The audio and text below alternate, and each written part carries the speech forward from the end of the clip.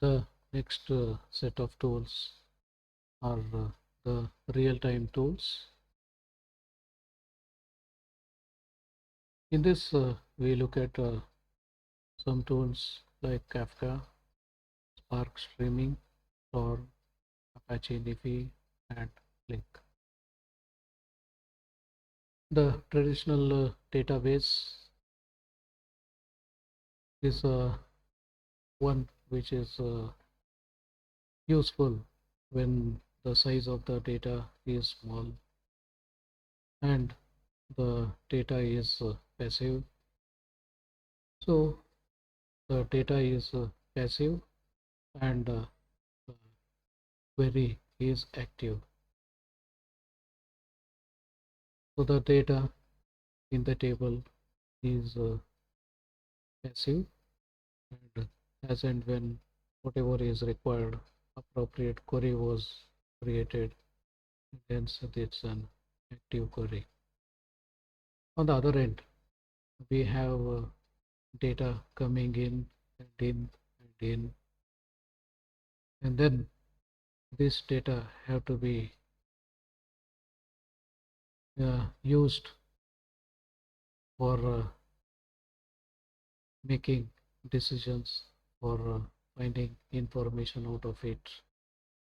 So we have active data, that's a stream of events, and then we do have a passive query.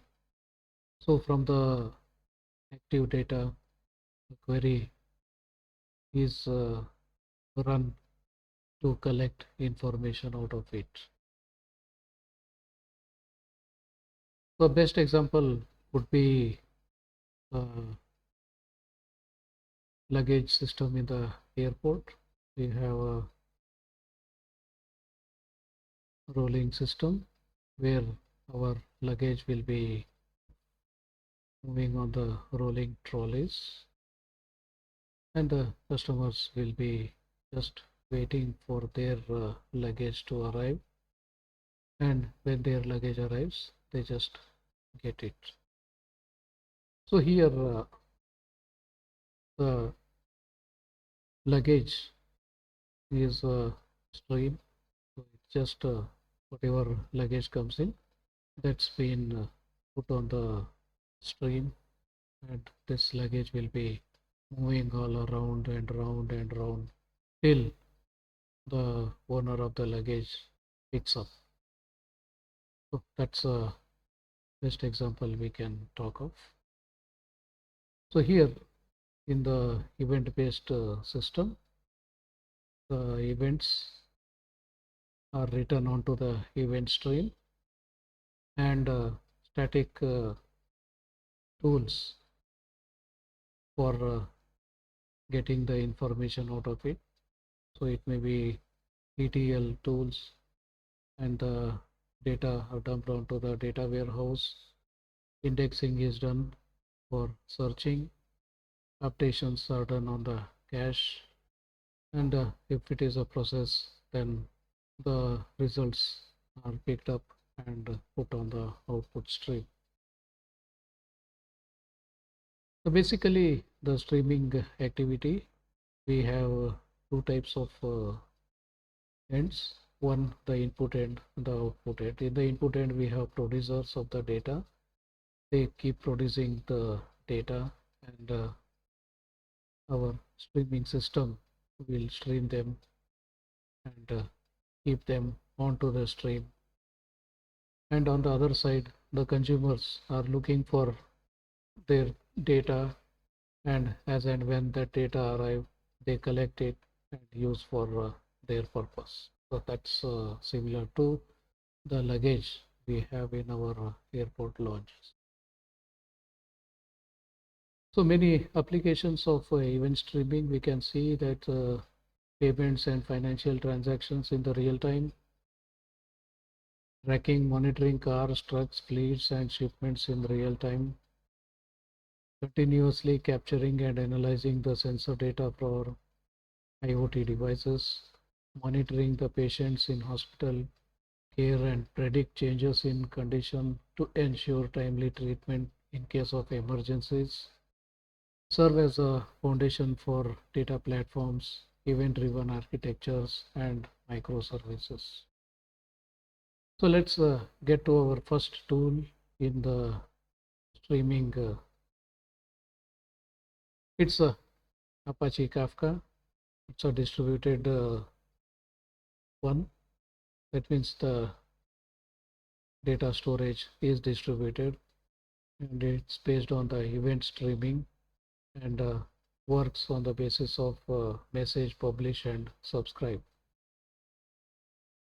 And it's an open source and it is developed for LinkedIn in 2011 by J. Krebs, Neha Khede, and Jun Rao.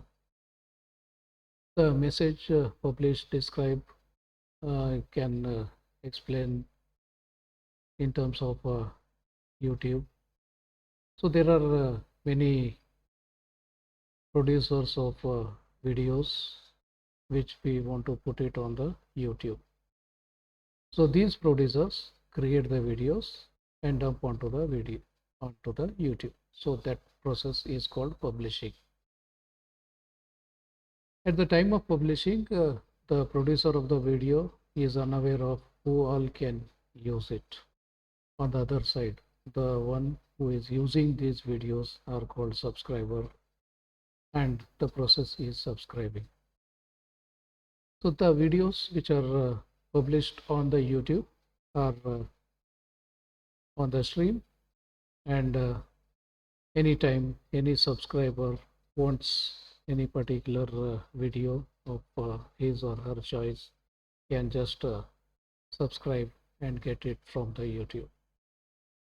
So here the advantage is the publisher of the message did not know who is going to use it, and on the other side the user did not know from where the data may be made available.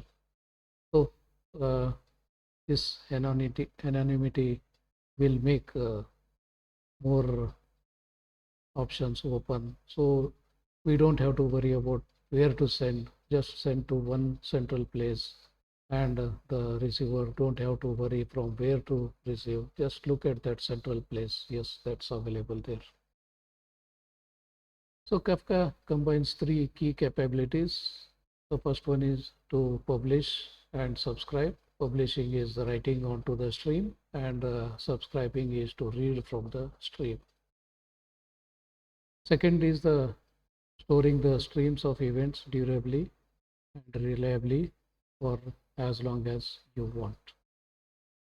And the third one is to process the streams of events as they occur or retrospectively. So it depends on whether you want a real time. Yes, it is possible, or even past information also can be taken out retrospectively. A distributed system consisting of servers and clients that communicate via high performance TCP network protocol. That's Kafka. Kafka can be deployed on bare metal hardware, can be deployed onto virtual machines and containers in either on-premise as well as cloud environments. So that's a simplistic way of describing what a publish subscribe system is. So in this case, we have two streams made available. One stream is for topic A, another stream is for topic B. So for topic A, there are two producers. For topic B, there are two producers, and they dump their data onto appropriate streams. And on the other side, there are consumers. So for topic A, we say here two consumers. For topic B, we find here two consumers. So depending on this, so who is searching for what? Yeah, this whole thing works. Second one, there is a storage. So we have event store So these events can be stored as long as user wants it. So we can have a storage for a fixed period like 1 hour, 1 day, 1 week, 1 month, or 1 year, or it can be kept open depending on the situation, depending on the application, depending on the data we are talking of. And then we have a stream query. So the messages are coming from various applications, various places, and they are dumped onto the stream query, and they are processed, and appropriate results are sent to appropriate applications. So some results go to APIs, some goes for appropriate actions, some are used for visualization, some are used for alerts, and so on. So the data is coming from applications, from services, from sensors, from devices. So there are a lot of processing is possible independently. So that's another way of representing the Kafka. So the advantage of working with Kafka is it produces high throughput. It is scalable because now data the data stores are not limited. So the number of producers, number of clients, or the number of consumers need not be fixed. It can be anything. So that's scalable. And we do have permanent storage for the data which is coming in the form of stream. We can store it and distribute durable fault tolerant clusters are possible. It's highly available. The stretch clusters efficiently over availability zones or connect separate clusters across geographic regions. Built-in stream processing is available. So the streams can be processed in terms of events with joins, aggregations, filters, transformations, and many more using event time and exactly one processing. Connect to almost anything. So we can connect out-of-box connection interface integrates with hundreds of event sources, event sinks, including Postgres, JMS, Elasticsearch, AWS S3, and many more. So we do have client libraries, read, write, process streams of events in vast array of programming languages, and large ecosystem of open source tools are available for us. So we can leverage a vast array of community driven tooling. That's a better way of representing how does Apache Kafka works. So many sources of data are available. They are put onto the stream, and the targets keep fetching whatever they are looking for. So the stream of data is moving onto the Kafka, and the targets are just waiting for their data to come, and whatever data they want, they just fetch it and process and continue. So that's a simple example we can talk of is about flight booking. So there is app which is taking care of booking the flights. So they are put onto the one stream, and this stream gets into and the different flights look into this stream and just pick up fetch the passenger details who belong to their flight. So that's easiest way of doing it. So you don't have to send the booking information individually to different agencies. You just dump it onto the central stream, and all the agencies are watching this stream, and the appropriate data which is related to them, they just pick up whatever is related to them, they will pick up, and that's the easiest way of working. Yeah, that's another way of telling. There are many ways of data made available, maybe application apps, microservices, monitoring apps, real-time analytics.